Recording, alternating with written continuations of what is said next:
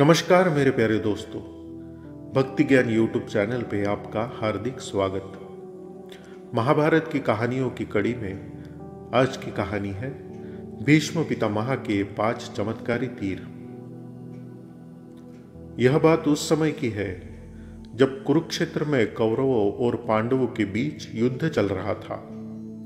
पितामह भीष्म कौरवों की ओर से युद्ध लड़ रहे थे, लेकिन कौरव के सबसे बड़े भाई दुर्योधन को लगता था कि भीष्म पितामह पांडवों को नुकसान नहीं पहुंचाना चाहते हैं। दुर्योधन का मानना था कि पितामह भीष्म बहुत शक्तिशाली है और पांडवों को मारना उनके लिए बहुत ही आसान है।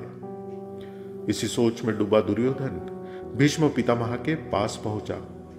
दुर्योधन ने पितामह से कहा कि आप पांडवों को मारना नहीं चाहते, इसलिए आप किसी शक्तिशाली हथियार का इस्तेमाल नहीं कर रहे हैं। दुर्योधन की बात सुनकर भीष्म बोले, अगर तुम्हें ऐसा लगता है तो मैं कल ही 5 पांडवों को मार गिराऊंगा। मेरे पास 5 चमत्कारी तीर है जिनका उपयोग मैं कल युद्ध में जरूर करूंगा। भीष्म पितामह की यह बात सुनकर दुर्योधन बोला, मुझे आप पर भरोसा नहीं, इसलिए आप ये 5 चमत्कारी तीर मुझे दे दीजिए। मैं इन्हें अपने कमरे में सुरक्षित रखूंगा। भीष्म ने वो 5 तीर दुर्योधन को दे दिए। दूसरी ओर श्री कृष्ण को इस बात का पता चल गया।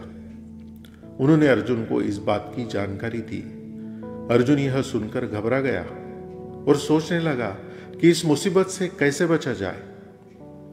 श्री कृष्ण ने अर्जुन को याद दिलाया कि एक बार तुमने दुर्योधन को गंधर्वों से बचाया था। तब दुर्योधन ने तुमसे कहा था कि इस एहसान के बदले तुम भविष्य में मुझसे कुछ भी मांग सकते हो। यह सही समय है, तुम दुर्योधन से वो 5 चमत्कारी तीर मांग लाओ।